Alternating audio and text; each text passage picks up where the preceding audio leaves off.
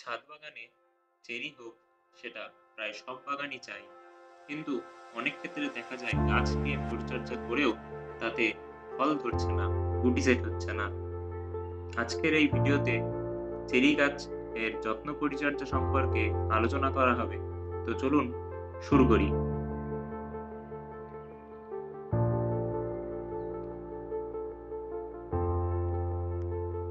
Tropical ওয়েদারে ফলন পাওয়ার জন্য চেরি এর মধ্যে বেশ অনেকগুলো ভ্যারাইটি রয়েছে, যেমন Surinam cherry, Barbados cherry, cherry of the Rio Grande, Terengganu cherry, cedar bay cherry ইত্যাদি।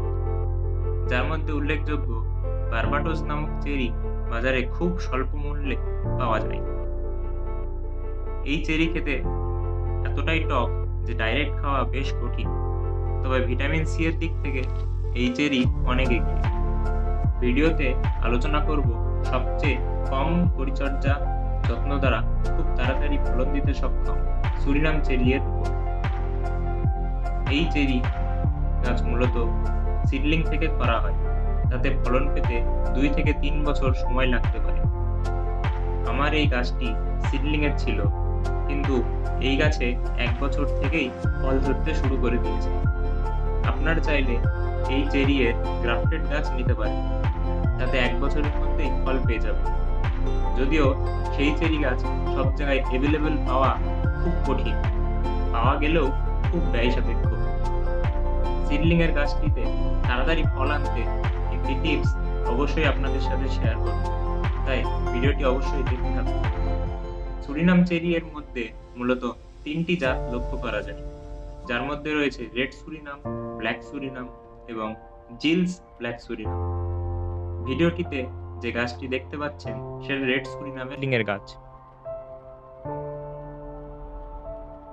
যত্ন সম্পর্কিত ভিডিও আমি গাছের 1 বছর বয়স থেকেই রেকর্ড করে রেখেছি। চলে আসি মাটি তৈরির প্রসঙ্গে। চেরি গাছের মাটি তৈরি করার জন্য আমি এখানে নিয়ে নিয়েছি 70 ভাগ গার্ডেন সয়েল এবং 30 ভাগ পুরনো পচানো গোবর সার। আপনারা গোবর সারের জায়গায় ভার্মি কম্পোস্টও ইউজ করতে পারেন, তবে মাথায় রাখতে হবে গোবর সার যেন অবশ্যই পুরনো হয়, নাহলে গাছের পাতা কিন্তু পুড়ে যেতে পারে। এই মিশ্রণটি তৈরি করে এতে গাছ বসানোর পর প্রথম যে জলটা দেয়া হবে 1 লিটার জলে 2 গ্রাম পরিমাণ সাফ ফাঙ্গিসাইড মিশিয়ে সেই জল গাছের গোড়ায় দিয়ে দিতে হবে। তারপরে যখন গাছের গোড়া শুকাবে তখনই জল দিতে হবে। ওভার ওয়াটারিং একদমই করা যাবে না, তাতে শিকড় ড্যামেজ হতে পারে।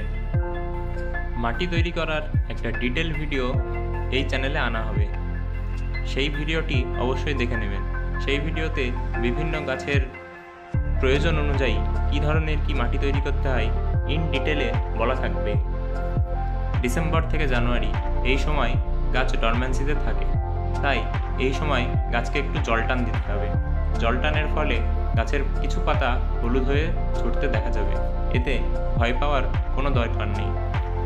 তবে মাথায় রাখতে হবে পুরনো বার্ড থেকেই কিন্তু ফুল বের হবে, তাই ফেব্রুয়ারির প্রথম সপ্তাহ থেকে আগের মতো জল দিতে হবে এবং গাছের ভেতরে যে এরিয়া সেটা পরিষ্কার রাখতে হবে।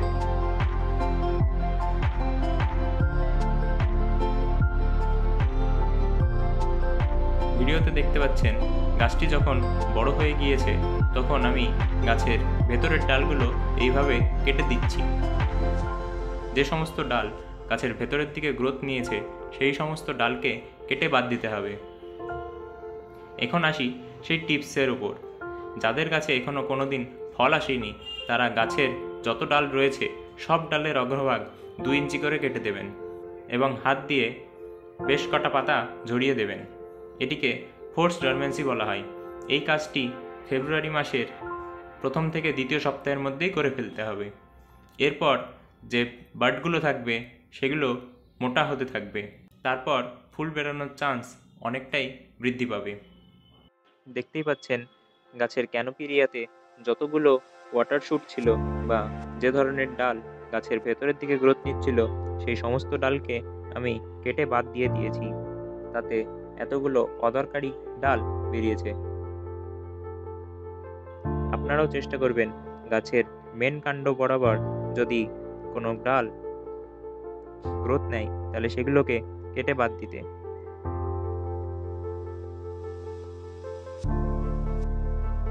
মোটামুটি এই স্টেজে যখন গাছ আসবে তখন গাছে একটি ভালো মানের পেস্টিসাইড সাইপারমেথ্রিন কম্পোজিশনের স্প্রে করতে হবে।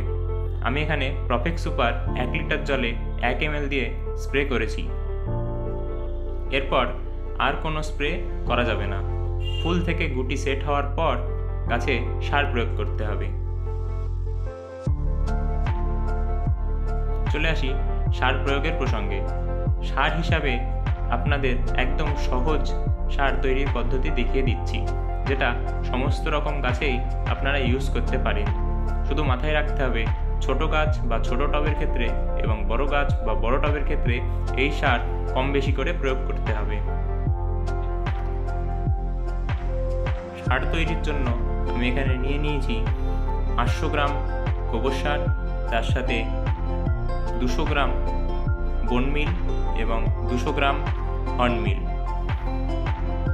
এই মিশ্রণটিকে ভালো করে মিশিয়ে নিতে হবে। মিশিয়ে নেওয়ার পর একটি বস্তায় ভরে মোটামুটি 1 মাসের জন্য রেখে দিতে হবে। এরপর সারটিকে বের করে গাছের গোড়ায় দেওয়া যাবে। এখন ঠিক এইভাবে গাছের উপরের মাটিটা কুচিয়ে নিতে হবে।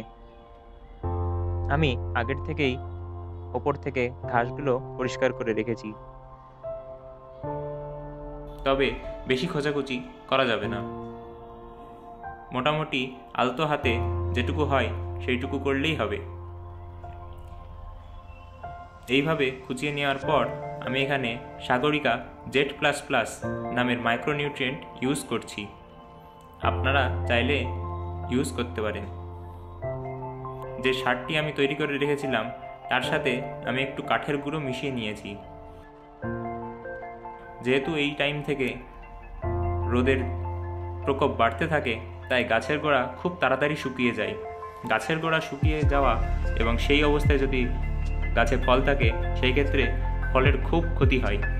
ফলের বীজ অনেক সময় বড় হয়ে যায়, তাতে প্রয়োজন অনুসারে শ্বাস থাকে না, সেই ফল ঝরে যেতেও দেখা যায়। তাই অবশ্যই যদি পারেন তাহলে কাঠের গুঁড়ো এর সাথে মিশিয়ে নেবেন। কাঠের গুঁড়োর জায়গায় আপনারা কোকোপিটও ইউজ করতে পারেন।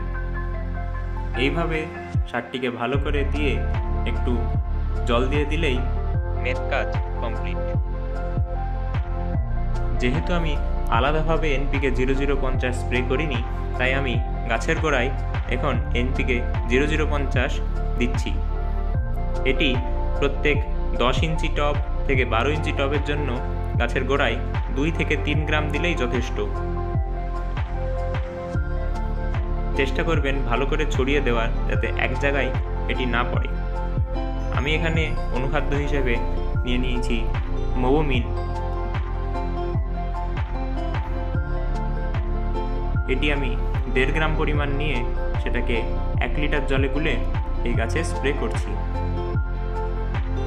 আমরা যে হার্ড ফার্টিলাইজারটা তৈরি করেছিলাম, অর্থাৎ বোনমিল এবং হর্নমিল দিয়ে, সেই সার বছরে 3 বার প্রয়োগ করলেই যথেষ্ট। একবার এই মার্চের সময় যখন গাছে ফলের গুটি সেট হবে, তারপর সেকেন্ড বার আমরা সার প্রয়োগ করব জুন জুলাই সময়ে, তারপর আবার আমরা সার প্রয়োগ করব অক্টোবর মাসে। ব্যাস, গোটা বছরে এই 3 বার সার প্রয়োগ করলেই যথেষ্ট। ফল যখন এই স্টেজে আসবে তখন আরও একবার আমাদের সাইপারমেথ্রিন কম্পোজিশনের ওষুধ স্প্রে করতে হবে। গাছের এটি প্রথম চেরি, তাই আমার জানা ছিল না এটিকে কোন টাইমে হারভেস্ট করে খেতে হবে। তাই আমি এই স্টেজেই একটা ফল হারভেস্ট করে খেয়ে দেখলাম।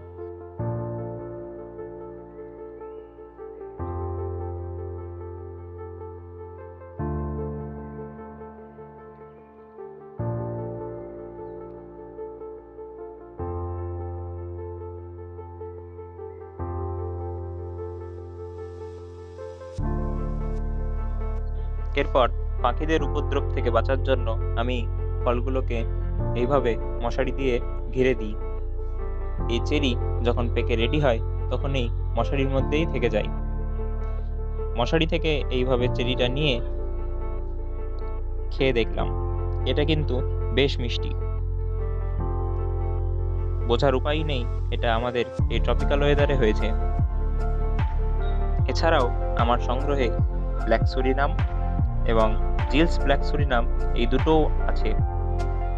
যদি খাওয়ার দিক থেকে বলি, ব্ল্যাক সুরিনাম এবং জিলস ব্ল্যাক সুরিনাম এর মধ্যে তেমন কোনো তফাৎ আমি লক্ষ্য করিনি। রিভিউটা আমি টেস্টের দিক থেকেই বললাম। শুধু রেড সুরিনামের মধ্যে একটা রেজিনাস ফ্লেভার থাকে, সেটাও যদি কাঁচ পাকা চেরি না হয়, সেই ফল রেডি হওয়ার আগেই তুলে ফেলেছি, সেই ক্ষেত্রে এই রেজিনাস ফ্লেভারটা বেশ মুখে বাঁধে।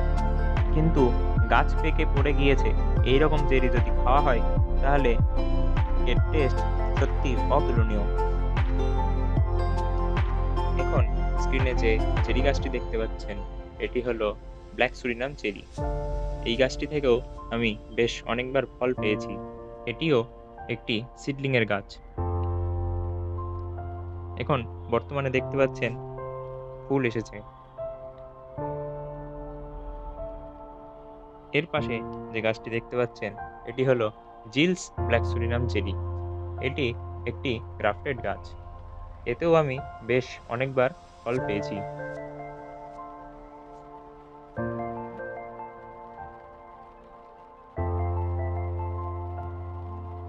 আর এইবার যে গাছটিকে দেখতে পাচ্ছেন, এটি সেই রেড সুরিনাম চেরি, যেটা আমি মোটামুটি 3 বছর আগে লাগিয়েছিলাম।